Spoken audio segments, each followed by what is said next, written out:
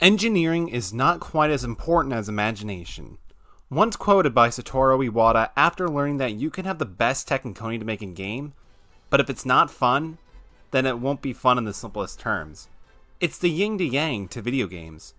That's how some games may be amazing, such as Legend of Zelda Breath of the Wild, and some games may be a missed opportunity like Sonic Forces.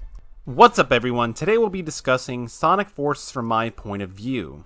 The game has been out since 2017 and I was able to recently pick this game up for about $10. With the price tag so low, it was a perfect opportunity for me to play this game. Now in most cases, I'm a huge Sonic fan. I love the heck out of Sonic Adventure 2, Sonic Adventure 1 was pretty good. Love the original games on the Sega Genesis because it did what Nintendo don't. I even liked freaking Sonic Battle for the Game Boy Advance. So when I heard there was a new game where I could create my own character with more races besides Hedgehog, why not, right? Considering this was released alongside with Sonic Mania, which is a fantastic game by the way, I decided to give this game a shot. And what a shot it was. Be sure to subscribe to the channel and give this video a like. Both Sega Team and I need this. So quick run view of the story. Eggman actually has a plan that works when it comes with world domination with the assistance of a new character named Infinite. And together they are able to take down Sonic and capture him alongside the world. So our character is introduced as the Rookie, who works alongside the rest of the heroes in the Sonic universe, minus Shadow to try to restore balance of the world and save Sonic. So let's talk about the highlights of the video game. The game itself is only 3 hours long at most. Just kidding. But again, the strongest thing that this game has going forward is the original character aspect. There are several different races that have special abilities on the animal chosen, and each of them have their own usage and application to help you through the game. I decided to choose the bird due to the fact that it supposedly had a double jump, but in actuality, it's more of like a hover, but it's still good for aerial recovery. The OC play is very similar to modern Sonic, however you get access to the Wisp Gun, which provides more offensive capabilities and sometimes mandatory to complete levels. I personally use the flamethrower the most due to its damage and spread output. With the options of having a ton of different elements for your Wisp Gun, the different races to choose from, and all the clothing you can add to your original character, it can help ensure your original character is yours and yours alone that no one can replicate. Yet, as you can see, I'm not the most creative person in the world. I hate to say it.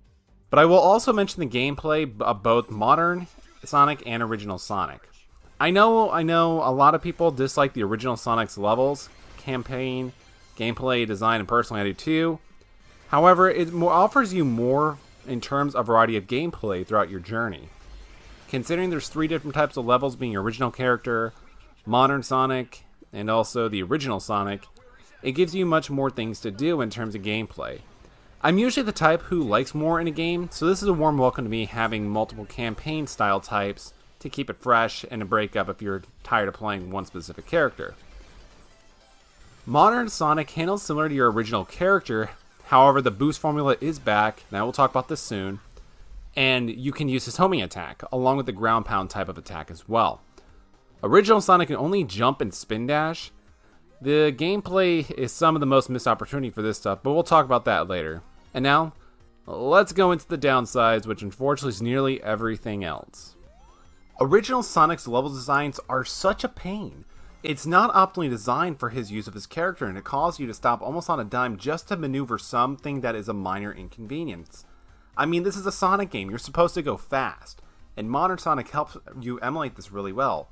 But with the original Sonic, I can't tell you how many times I had to take it slow and such, and caused me to consistently miss out on the S rank for those types of missions. I know it's the argument of get good, but maybe Sega, this time they could get good at making video games. In addition to OG Sonic, modern Sonic has its own shares of problems as well for the gameplay. Some of the level designs require you to use a boost to proceed.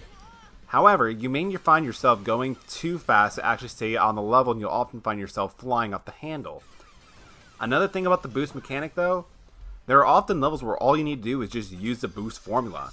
I can see this being okay for the introductory of the boost formula mechanic to those who may not have played Sonic Generations, but when you simply just use this for the entire level, it pushes gamers away because it's not a challenge at all, and you can just boost through the competition. The music, with the exception of Fist Bump, is also run-of-the-mill.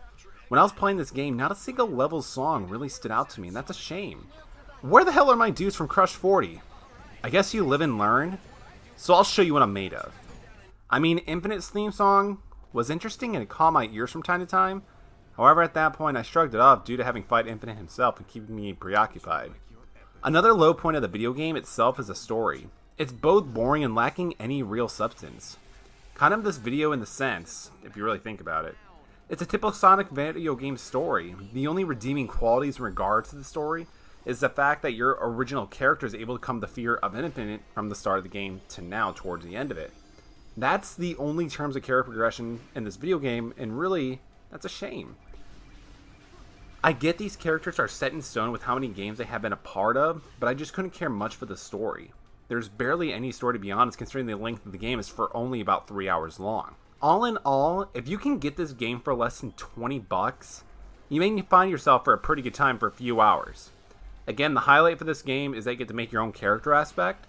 So if you're a lifelong Sonic fan who's always wanted to have a character, now is your chance. Just to let you know that it had so much more potential than it really could have been. I will also give it kudos that there is a free DLC for the Shadow episode that is a prequel for the story. However, it's only 3 episodes, which is stages long, and there's not that much substance that actually helps with the overall story. So all in all with this video game, I'm going to give it about a 5.5 out of 10. Thank you for watching, everyone. Let me know your thoughts and opinions down below on this video game as well, and tell me what kind of character build you had, just because it is always interesting and fun to have a discussion about different builds, especially when you can create whatever you want in the game, to be fair. Subscribe to this channel for more awesome content down the road, and be sure to fist bump that like button to show your support. Thanks, everyone. Peace.